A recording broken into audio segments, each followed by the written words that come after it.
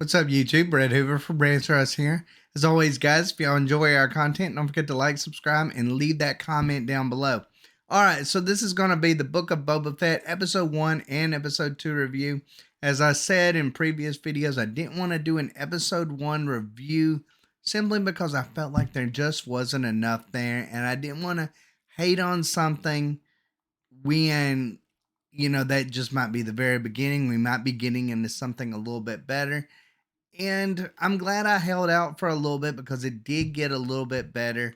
But I just want to start off by saying this isn't the Star Wars show that I expected it to be. This isn't the Boba Fett that I that I expected to see. I expected a Boba Fett that is a badass, a Boba Fett that goes in there and takes out people ruthlessly. Instead, we kind of got a Boba Fett that is a pacifist.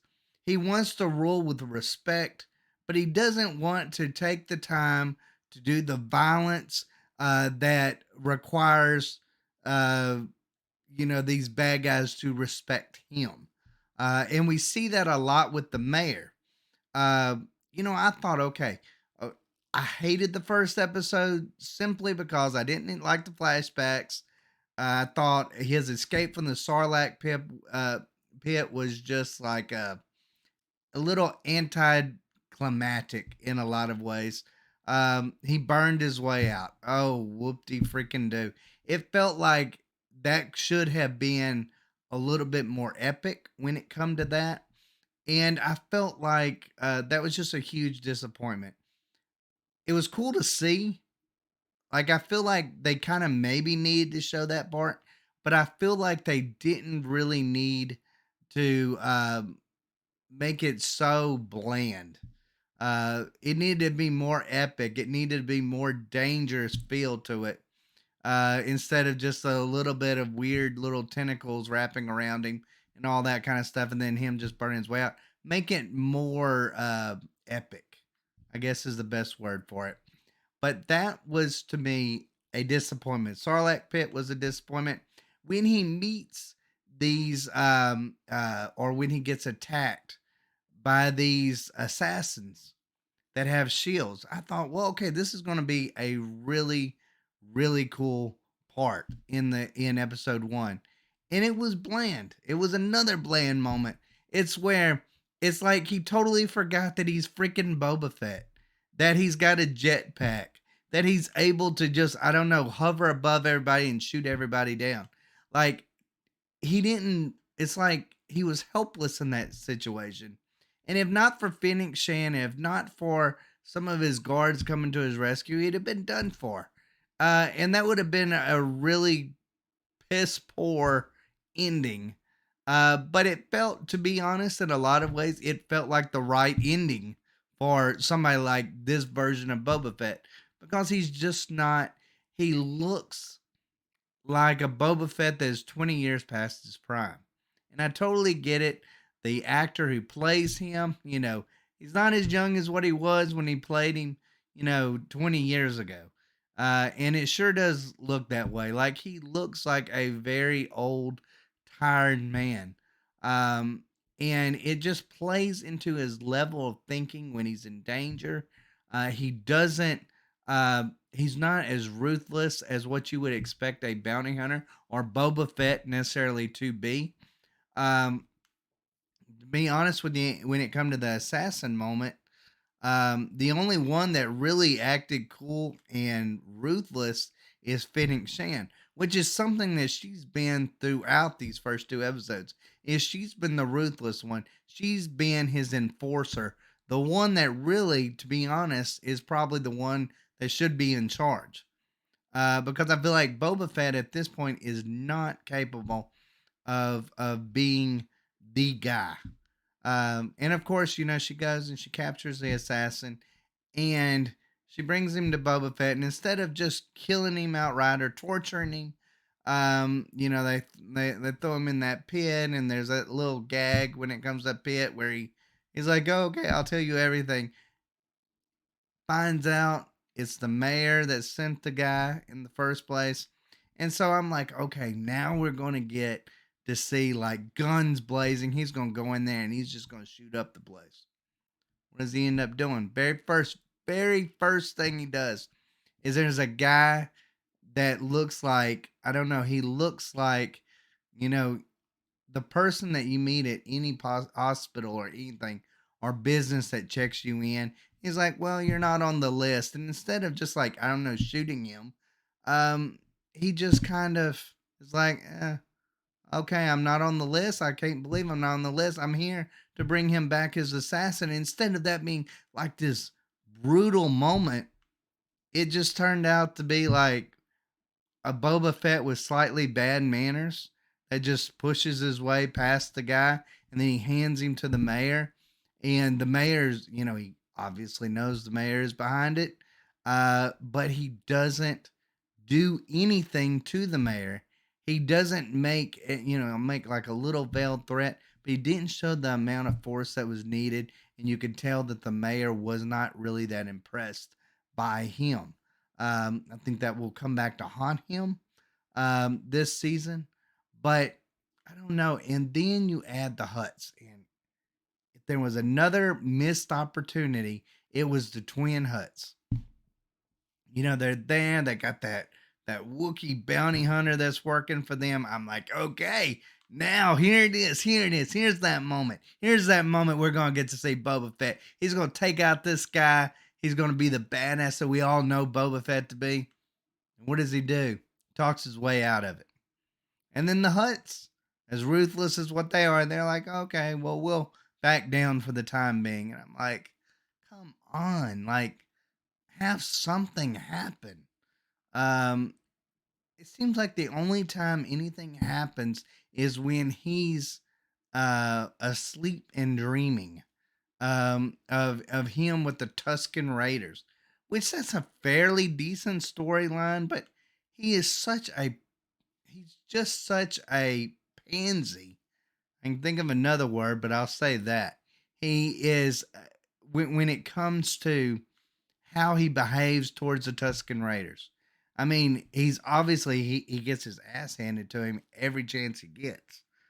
He's definitely not the strongest among them by any stretch of the imagination. Now he did get into some fight with some like I don't know biker gangster guys at some cantina and stole their bikes, and I guess that was kind of cool in a way.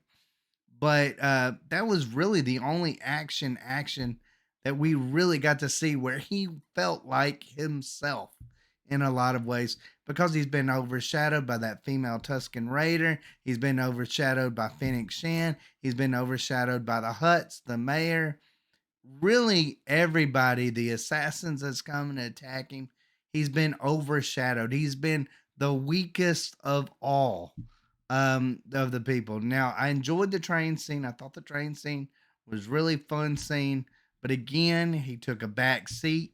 That that female Tusken Raider. Um, he had a moment where he could just again be ruthless, and he ends up letting the prisoners go. Um, that was very poor. It to me. It wasn't as the second episode wasn't as poor of an episode as what the first one was, but we can't see all the action in the flashbacks. We need to see the Boba Fett that we know from the movies, not the Boba Fett, this old timer Boba Fett that just wants peace and wants to get along with everybody and doesn't want to kind of push around his weight or his abilities at all. I felt like the the Boba Fett that we got in the Mandalorian was more of the Boba Fett that I expected in this season, and we haven't got that so far. It's just been really weak in a lot of ways. I mean, if you ask me which is the better Mandalorian show, the Book of Boba Fett or the Mandalorian, or which is the better bounty hunter, I'm definitely going from to the Mandalorian. And the Mandalorian, like he's by far more ruthless, more capable. He is he is what we expect Boba Fett to be. He's honorable, yet he doesn't mind getting paid for his work. He's capable. He always feels like he's in charge of the situation. Where feels like if Fennec Shan wasn't there, Boba Fett would have been dead first 10 minutes of this episode, or the first episode. So I mean, it just feels like this is the best that Disney can give us now, because I think it's got like a 74% Rotten Tomato score, which is pretty low for anything that's Star Wars. And I totally get it. It just feels really bland, really weak. Every time that you think that you're going to get some action, they instead go with diplomacy.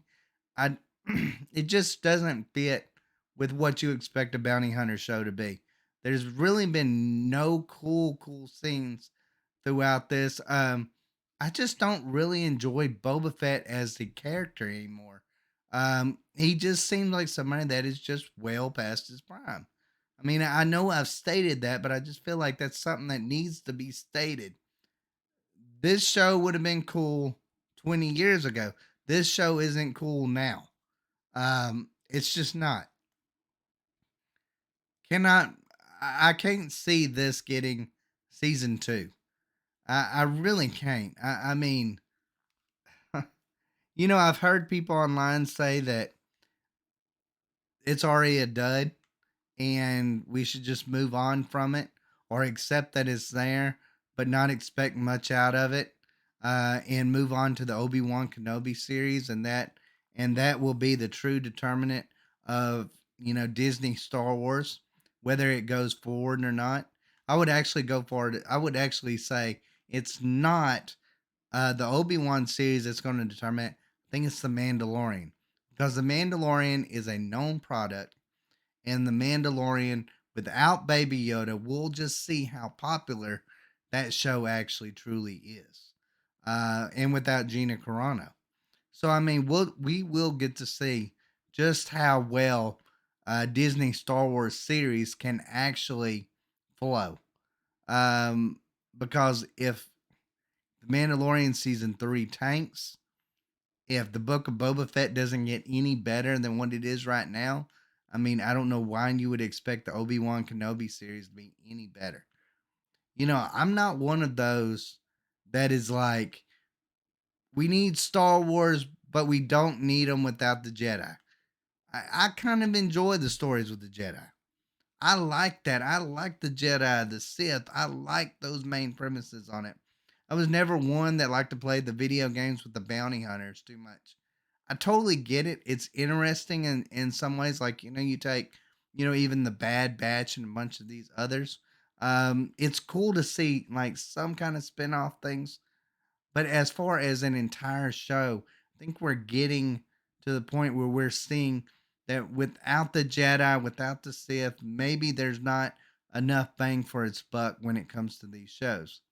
But overall, I would definitely give episode 1 of the Book of Boba Fett. I would say I would give it like a 4 out of 10.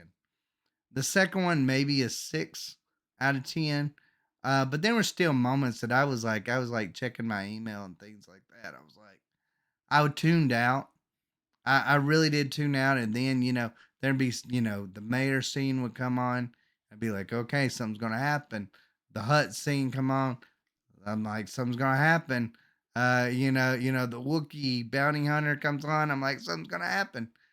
But the only true time that I actually was really engaged was the train fight. That was it. That was it. And I thought that was done well, but I thought the after effect of it was done real poorly. But this show's got to be more than than flashbacks. I mean, look, and I hate to truly say this, but in those flashbacks, he looks like a giant penis. He really, truly does. He looks like a freaking giant penis. He doesn't, like, he just kind of sits there like all blah, like this weird shaped blob. That's like, I don't know what I'm doing here. It was only in that cantina scene that it was like, okay, hey, I remember that guy is Boba Fett. Like, you totally forget that in this show. But anyways, guys, let me know what y'all think. Did you love it? Did you hate it? What did you think of the first two episodes? Do you have any hope moving forward? Let me know in the comments down below. And as always, guys, thanks for watching. Y'all take care.